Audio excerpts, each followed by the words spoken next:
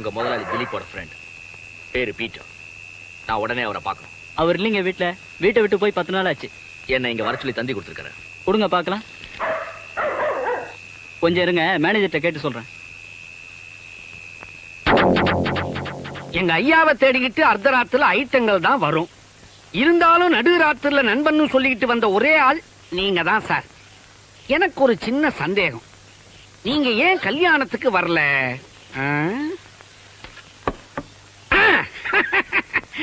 உங்களுக்கு 1000 வேலை இருந்திருக்கும், வர முடியாம போயிருக்கும். கல்யாணத்துக்கு வரலங்கிறதுனால நீங்க ஒரு நண்பன் இல்லைன்னு சொல்லிட முடியுமா? கிளாஸ் எடுத்து வைக்கட்டுமா? கிளாஸ் இங்க தனியா சாப்பிட்டா கஷ்டமா இருக்காது? அவ்வளவுதான், நாம 2 பேர் தானே சார். எங்க ஐயாவுக்கு ரொம்ப தங்கமான மனசு. எப்படி? டே ஜோசப் கந்தசாமி காதர், எனக்கு ஒரு கிளாஸ்ல போட்டு எடுத்துக்கிட்டு வாடாம் பாரு. நான் உள்ள போய் முதல்ல எனக்கு ஒண்ணு போட்டுக்கிட்டு பாட்டில கொண்டாந்து நீட்டுவேன். நீட்டி ஏண்டா குறைஞ்சிருக்குதுன்னு கேட்கவே மாட்டாரு. ஏன்னா மப்பு விஷயத்துல நான் கொஞ்சம் வீக்கா இருந்தாலும் மத்த விஷயத்துல நான் ரொம்ப ஸ்ட்ராங்குங்க.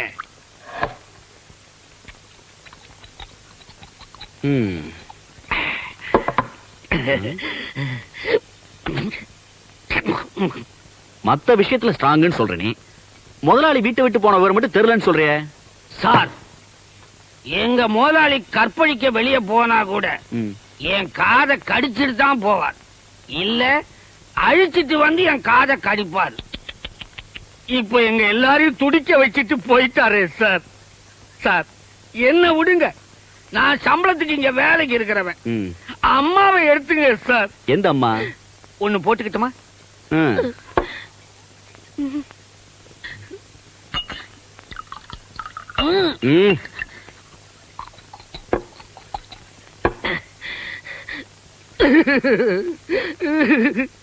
சார் எங்க அம்மா ரொம்ப பாவம் சார். மீட்டரா மல்லிகைப்பூ வாங்குறாங்க, குப்பை தொட்டியில போடுறாங்க, கிலோ கிலோவா குங்குமம் வாங்கி நெத்தியில வச்சுக்கிறாங்க, லிட்டரா கண்ணீர் விடுறாங்க. அரசாங்கம் மாத்திரம் சம்பளம் கொடுத்துச்சின்னு வச்சுக்குங்க, அவங்க கண்ண பைப் லைன்ல கனெக்ட் பண்ணா தண்ணீர் பஞ்சமே போயிடும் சார். அப்படியா? இதுக்கே இப்படி உடைச்சு வச்சப்படுறீங்களே. இன்னும் எக்கச்சக்கமான விஷயம் இருக்குது. எங்க ஐயாவுக்கு இடைஞ்சல்னு எது இருந்தாலும் பிடிக்காது, எதிர்த்து பேச யாராலையும் முடியாது. அப்பத்தான் எங்க அம்மா இந்த ஊருக்கு வந்தாங்க. கதைய கேளுங்க.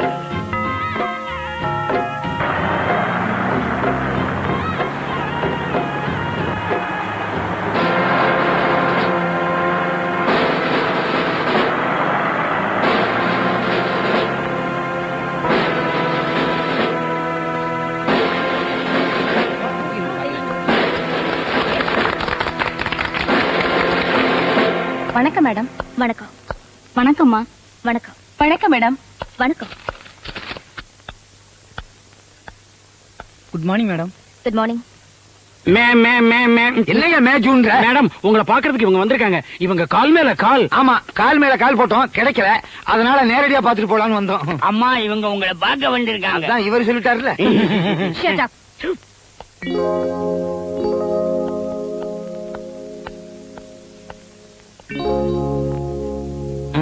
Take a seat. அப்படின்னா என்ன அர்த்தம்? உட்காருன்னு அர்த்தம். அப்ப உட்காரு. இதான் இங்கிலீஷ் தெரியாதவங்க எல்லாம் கூட்டிட்டு வரக்கூடாது. நீங்க எல்லாம் யாரு? உங்களுக்கு என்ன வேணும்? இவர் கப்பலோட்டிய தமிழன், பாவூசி நினைச்சிடாதீங்க. கடல் மார்க்கமா கப்பல் வியாபாரம், ஏற்றுமதி இறக்குமதி. போன மாசம் 4 ஏத்தி இருக்கிறாரு, 3 இறக்கி இருக்கிறாரு. எப்படி இன்னொன்னு ஏத்திடுவாரு. இவரு கஞ்சா வியாபாரி, 5 வியாபாரம். இவருக்கு மேற்கு தொடர்ச்சி மலையில் இருக்கிற எல்லா கணவாய் மூலமாவும் பிசினஸ் இருக்கு. ஏகப்பட்ட பொது சேவைகள், ஏகப்பட்ட இதுகள். ஆயிரக்கணக்கான மக்களுக்கு வேலை கொடுத்து மறுவாழ்வு கொடுத்துட்டு இருக்கோம். ஆனா அதுக்கெல்லாம் இடைஞ்சலா இங்க ஒருத்தர் இருந்துகிட்டு ரொம்ப தொல்லை பண்றாங்க. அச்சுன்னு தும்னா அதையும் விலைக்கு வாங்குறான், லொக்குன்னு இருமுனா சரியே விலைக்கு வாங்குறான். யானையில இருந்து பூனை வரைக்கும், லாரியில இருந்து தம்மா தூண்டு ஆணி வரைக்கும் எல்லாத்தையும் அவனே வாங்கிக்கிறான்.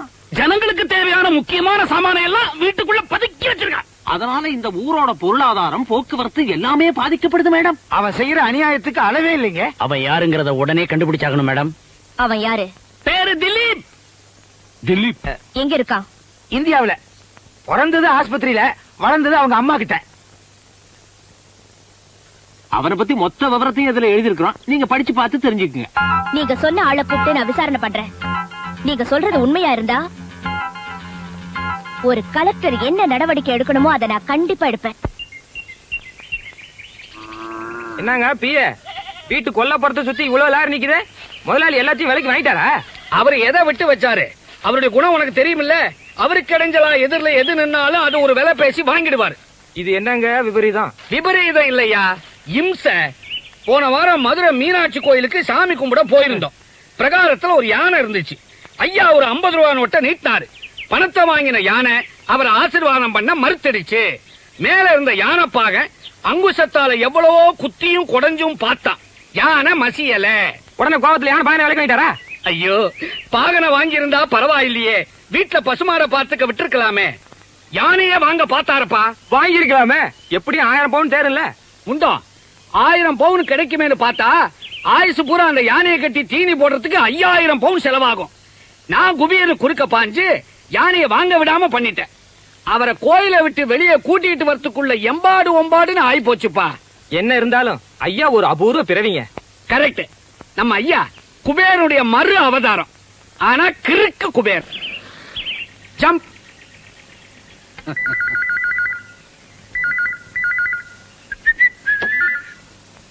ஹலோ, நான் தான் ஜோசப் கந்தசாமி காதர் பேசுறேன். எஸ். என்னது? கலெக்டர் ஆபீஸ்ல இருந்தா இருக்காரு? அவர் இருக்காரா சார்? உங்களுக்கு கலெக்டர் ஆபீஸ்ல போன் வந்திருக்கு. கலெக்டரா? ஆமா.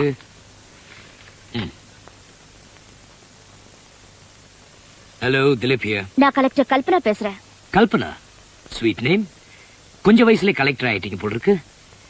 உங்க குரல்ல இருக்க இனிமே உங்க தோற்றத்துல இருக்கும்னு நான் நினைக்கிறேன். Am I correct? Stop it. உங்க பணக்கார விளையாட்டெல்லாம் வேற யார்கிட்டயாவது வச்சுக்கோங்க. என்கிட்ட உங்க மேல ஒரு கம்ப்ளைண்ட் வந்திருக்கு. என்ன கம்ப்ளைண்ட்? ஏன் மேலையா? ஆமா, நீங்க பொதுமக்கள் உபயோகத்துக்காக வாங்கி வச்சிருக்கிற பொருள் எல்லாம் விலை கொடுத்து வாங்கி உங்க வீட்டுல முடக்கி வச்சிருக்கிறதா கம்ப்ளைண்ட் வந்திருக்கு. Of course. எனக்கு இடைஞ்சலா இருக்கிற எதையும் நான் விட்டு வைக்கிறது இல்ல. ஆனா அதுக்கு என்ன விலையோ உடனே காசு கொடுத்து வாங்கிடுவேன். Cash and carry. இது இன்னைக்கு நேத்து நடக்கிற விஷயம் இல்ல. எங்க பரம்பரையா நாங்க செஞ்சிட்டு வர்ற காரியம். வித்தியாசமா இல்ல? அந்த காரியத்துக்கு உங்க தலைமுறையில ஒரு முற்றுப்புள்ளி வைக்கணும். உடனே புறப்பட்டு ஆபீஸ்க்கு வாங்க. ஏய், நான் ஆபீஸ்க்கு வரணுமா? You know who I am? Dilip, ராஜ பரம்பரை, முடிசூடா மன்னன் எனக்கு பேரு. நீ உத்தியோகம் செய்றிய ஆபீஸ், அது நாங்க தானமா கொடுத்த கட்டடம். நீ உட்கார்ந்து இருக்க சேரு, உன் தலைமையில ஓடுற ஃபேனு எங்க பரம்பரை போட்ட பிச்சை. எங்களை விசேஷத்துக்கு கூப்பிடறதுக்கே பயப்படுவாங்க. என்ன தைரியம் தான் என்ன விசாரணை கூப்பிடுவீங்க? உங்களுக்கு இஷ்டம் தான் என்ன நீங்களே நேர்ல வந்து பார்க்கலாம். Day or night is okay. Yo, என்ன இந்த மாதிரி ஆளுங்களுக்கெல்லாம் போன கொடுக்குறீங்க? I am sorry sir. Phenyl போட்டு நல்லா கழுவிடுறேன் சார். கழுவிடு. கலெக்டர் அம்மா முகம் கருத்து போச்சு. கருத்து போகல, அம்மாவுக்கு நீளம் ஆயிடுச்சு. நீளம் ஆயிடுச்சு, அகலம் ஆயிடுச்சு, மொத்தத்துல கலெக்டர் அம்மாவுக்கு அவமானம் ஆயிடுச்சு. அம்மாடி, உங்களுக்கே இந்த கதின்னா எங்க நிலைமையை கொஞ்சம் நினைச்சு பாருங்க. கடனக்கட்டுன்னு சொல்றீங்களே, முதல்ல அந்த ஆளு போக்குக்கு ஒரு முடிவை கட்டுங்க. கட்டுறேன். அந்த ஆளை எப்படி வழக்கி கொண்டு வருதுன்னு எனக்கு நல்லாவே தெரியும். ராமசாமி, சொல்லுங்கம்மா. திலீப்போட பங்களால கரண்ட், வாட்டர், டெலிபோன் மூணையும் கட் பண்ணுங்க. அம்மா, சொல்றத செய்யுங்க.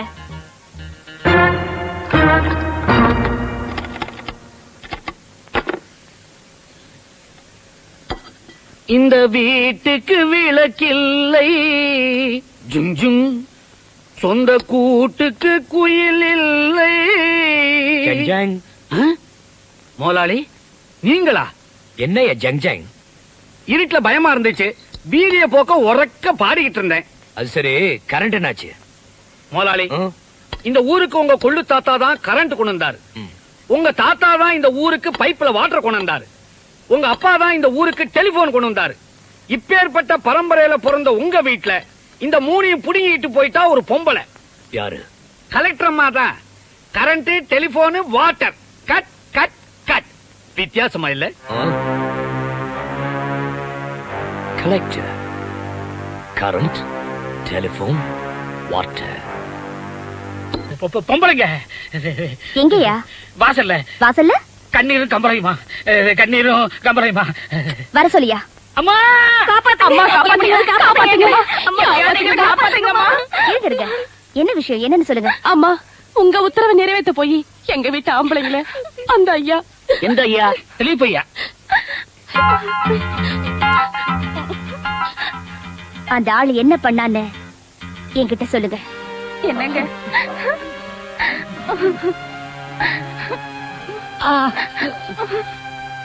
பாத்தீங்களாமா, இதான் நடந்தது. சம்பாதிக்கிறதே இவங்கதாம்மா. வேலைக்கு போகாம படுத்துட்டா பிள்ளைங்களை வச்சு நாங்க என்னம்மா பண்ண முடியும்? கவலைப்படாதீங்க, உயிருக்கு ஒண்ணு ஆபத்து இல்லைன்னு டாக்டர் சொல்லிருக்காரு. இன்னும் கொஞ்ச நாள்ல சரியாயிடும். பழத்தை கீழே விட்டுறாத, நசிங்கிடும். வாங்கயா. என்னம்மா அப்படி பாக்குறீங்க? இந்த பழங்கள் மட்டும் இல்ல, உங்க ஒவ்வொரு குடும்பத்துக்கும் 1 லட்சம் ரூபாய் கொடுத்து உங்க கண்ணீரை தொடச்சிருக்கிறாரு எங்க முதலாளி. என்னையா பெரிய முதலாளி, கைய கால உடைக்கிறது அப்புறம் கண்ணீரை துடைக்கிறதா? That is Dilip. ஓஹோ, நீங்க தான் அந்த திலீப்பா? ஓஹோ, நீங்க தான் அந்த கட்டிங் கலெக்டர் கல்பனாவா? மனசுல என்ன பெரிய எலிசபெத் மகாராணி நினைப்ப? நான் நினைச்சிருந்தா உன்னையும் அந்த கட்டில படுக்க வச்சிருப்பேன்.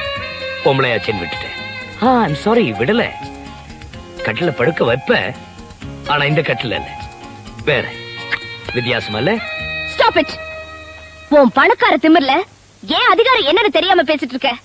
நீ நடந்துகிட்ட முறைக்கு உன்னை போலீஸ்ல புடிச்சு கொடுக்க. போலீஸ் ஸ்டேஷன் தானே, நீ வேணா போய் பாரு, பூட்டிதான் இருக்கு. நீ வேணா திறந்து போய் உள்ளற. திலீப் கோடீஸ்வரன், ஸ்காலர்ஷிப் வாங்கி படிச்சுட்டு காலரை தூக்கிட்டு நடக்கிற பரம்பரை இல்லைனா, ஸ்காலர்ஷிப் கொடுத்து உன்ன மாதிரி 1000 பேரை படிக்க வைக்கிற ராஜ பரம்பரையில சேர்ந்தவனா. இவ்வளவு ஏன் நீ யாரால கலெக்டர் ஆன நாளைக்கு உங்க அப்பா வந்து கேளு. இது தெரியாம சத்தப்பட்டு இருக்கிய. இந்த இதை வச்சுக்க, போலீஸ் ஸ்டேஷன், ஜெயில் சாவி. வரேன். அப்பா, இவங்க என்ன கலெக்டரா இல்ல கபில் தேவா இப்படி பவுல் பண்றாங்க? உண்மை உண்மை உண்மை, அவன் சொல்றதெல்லாம் உண்மை. அவனுக்கே தெரியாத இன்னொரு உண்மையை சொல்றேன். அவன் அப்பாவோட குதிரை லாயத்துல எனக்கு கொள்ளு போடுற வேலை, உங்க ஆத்தாளுக்கு புல்லு போடுற வேலை. கொள்ளும் புல்லும் இணைஞ்சது குதிரை லாயத்துல நீ பிறந்த. ஏசுநாதர் மாட்டுக்கொட்டையில பிறந்ததுனால கடவுளானாரு, நீ குதிரை லாயத்துல பிறந்ததுனால கலெக்டர் ஆயிட்ட. அப்பா, திலீப்போட பரம்பரை கொடுத்த ஸ்காலர்ஷிப்ல தான் படிச்சுதான் வச்சுக்கோங்க. அதுக்காக அவங்களுக்கு நான் படிச்சு போகணுமா? இத பாருங்க, என் கடமையை செய்யும் போது யார் தடையா இருந்தாலும் சரி, சட்டப்படி தான் நான் செய்வேன். அப்படின்னா ஒரு பணக்காரனே பகச்சுக்கணுங்கிற முடிவுக்கு வந்துட்டியா? ஆமா. அம்மா, அரசியல்வாதிங்க பக 5 வருஷம்தான், பணக்காரங்க பக ஆயுசு மட்டும். எனக்கு ஆயுசு பத்தி எல்லாம் கவலை இல்ல. இந்தா, உனக்கு இல்லாம இருக்கலாமா? உன்னை 5 வயசுல விட்டுட்டு உங்க ஆத்தா போய் சேர்ந்துட்டா. இந்த மனுஷனை நான் 2ஆம் தரமா கட்டிக்கிட்டு உன்னை வளர்த்து ஆளாக்குறதுக்கு நான் எவ்வளவு கஷ்டப்பட்டிருப்பேன். நீ ஒரு கலெக்டர் ஆகி என் பொண்ணுக்கு கௌரவமான இடத்துல ஒரு மாப்பிளை கிடைப்பான்னு நான் பகல் எல்லாம் கனவு கண்டுகிட்டு இருக்கேன். ரங்கு, பகல் கனவு பலிக்காதுடா. சும்மா இருயா. சும்மா இருக்க முடியாம தானே இவ ஏடா கூடமா நடந்துகிட்டு எக்கு தப்பா ஏதாவது ஆயிடுச்சுன்னா என் பொண்ணோட வாழ்க்கை என்ன ஆகுறது? சித்தி, என் பொண்ணு உன் பொண்ணுன்னு பிரிச்சு பேசாதீங்க. அவ என்னோட தங்கச்சி. அவளுக்கு ஒரு நல்ல வாழ்க்கை அமைச்சு கொடுக்கறது என்னோட கடமை. அந்த கடமையை எவ்வளவு சீக்கிரம் முடியுமோ அவ்வளவு சீக்கிரம் செஞ்சு முடிப்பேன். அப்புறம் என்னடி? ஏன்பா, அம்மா தான் புரியாம பேசுறாங்கன்னா நீங்களும் அவங்களோட சேர்ந்துக்கிட்டு எனக்கு என்னப்பா கல்யாணத்துக்கு அவசரம்? முதல்ல அக்காவுக்கு ஒரு மாப்பிளைய பாருங்க. ஆனா நீ ஒருத்தி, இந்த காலத்துல அடங்கி ஒடுங்கி நடக்கிற பொண்ணுங்களுக்கே மாப்பிளை கிடைக்க மாட்டேங்குது. அதிகார வரி குடிச்சு திரியற இவளுக்கு எவன் கிடைப்பான்? கிடைக்கல உனக்கு. என்னையா சொன்ன? நான் கலெக்டரோட அப்பா, நீ ஆஃப்டர் ஆல் சித்தி. ஆஃப்டர் ஆல்னா என்ன? ஆஃப்டர் ஆல் என்ன அர்த்தம்? அதான் நான் பார்த்தேன். இந்த திரைப்படத்தை முழுமையாக கண்டு மகிழ உடனே டவுன்லோட் செய்யுங்கள் Raj digital TV OTT app. வருடத்திற்கு வெறும் 299 ரூபாய் மட்டும்.